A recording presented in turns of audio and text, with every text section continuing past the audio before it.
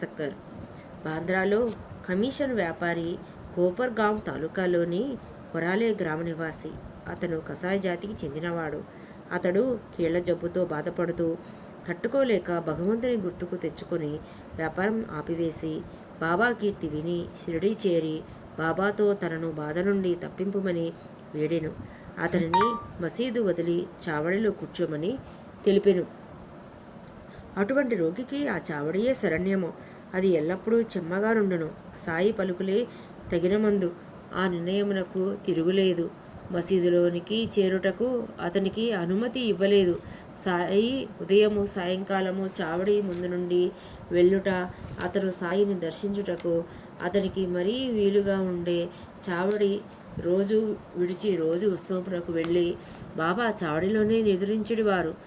అమీర్ మెల్లమెల్లగా బాబావారి సహచర్యము అలవర్చుకుంటున్నాడు. అమీర్ చావడిలో 9 మాసములు గడిపినాడు.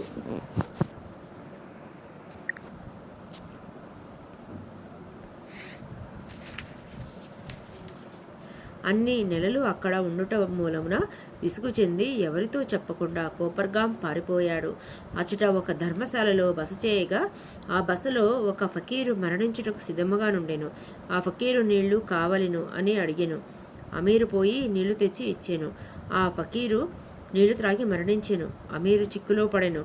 ఒకవేళ పోలీసులకు అతను తెలిపిన గాని అతనే చంపాడని అనుమానపడి అతనిని జైలులో వేసెదరని భ్రమచెంది షిరిడీ నుండి సాయితో చెప్పకుండా వచ్చుట మూలముగా నాకు తగిన శాస్తి జరిగినది అని బాధపడుచున్నాడు. తిరిగి షిరిడీ పోవుటకే నిశ్చయించుకొని ఆ రాత్రి షిరిడీ చేరినాడు. మార్గమధ్యమున సాయి నామమునే ఉచ్చరించుకొనుచుండెను. ఆ ఉదయమునకు ఆ గండం గడిచి షిరిడీ చేరుకున్నాడు. సాయి ఆజ్ఞానుసారము చావడిలోనే ఉండి రోగ విముక్తుడయ్యను. ఒకనాడు రాత్రి సమయమున బాబా అబ్దుల్తో, నా ప్రక్కవైపు ఏదో దుష్టప్రాణి వచ్చుచున్నది చూడుము అని తెలిపెను. లాంతరు తెచ్చి అబ్దుల్ అది అంతయు దులపగా ఏమీ కనపడలేదు. జాగ్రత్తగా చూడుమని బాబా పొట్టికర్ర నేలపై కొట్టుచుండెను. అమీర్ సక్కర్ సాయి లీలలను చూచి పాము వచ్చినేమో అని తలచెను. సాయి సహచర్యము వలన శక్కర్కు సాయి పలుకులు అర్థమవుతున్నవి. అబ్దుల్ను లాంతరు తెమ్మనెను. అమీరు సాయి దిండు క్రింద ఒక పాము కదలాడుట చూచెను.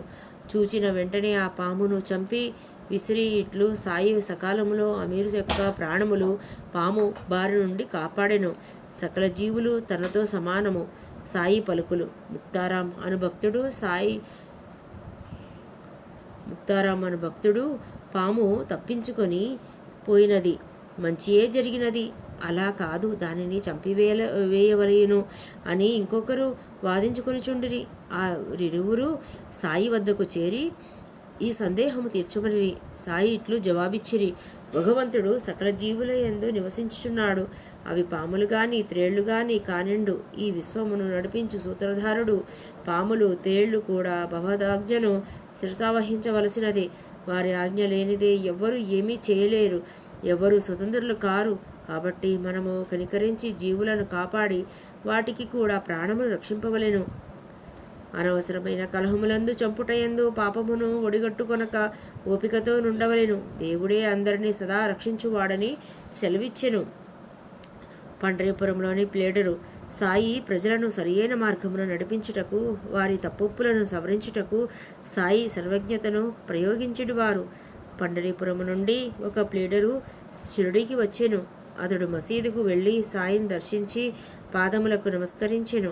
సాయి అడగకుండానే అతడు బాబావారి దక్షిణ ఇచ్చి వెళ్ళి ఒక మూల కూర్చుని అక్కడ జరిగేదంతయు చూచుండెను. బాబా చూపును అతని వైపు త్రిప్పి ప్రజలంతా టక్కరి వారు పాదములపై బడెదరు. అడగకుండగానే దక్షిణ ఇచ్చి ఒక మూల నక్కి చాటు నిందించెదరు. ఇది చిత్రముగా లేదా అనిను. ఈ మాటలన్నీ ఆ టోపీ ధరించిన పీడనకు సరిపోయినవి అని అతను గ్రహించెను. సాయి చెప్పినదంతయు నిజమేనని, నేనెవరిని నిందించకూడదని, నిర్లక్ష్యము చేయకూడదని సాయి నాకు బోధించిరి. పండరీపురం సబ్జడ్జియు నుల్కర్ తన ఆరోగ్యం కొరకు షిరిడీ వచ్చెను. ప్లేడర్ల విశ్రాంతి గదిలో షిరిడీ వచ్చిన జబ్బులు నయమగునా అని వివాదము జరుగుచుండెను. దానిలో కూడా ఆ పండ్రీపురము ప్లేడరు కూడా సాయిబాబాను నిందించిరి.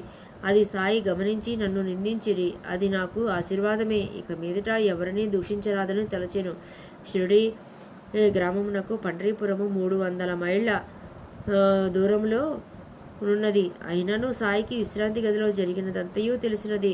ఈ మధ్యలో ఉన్న కొండలు, నదులు, అడవులు అన్నీ దాటుకొని ఈ విషయములు సాయికి తెలిసినవి.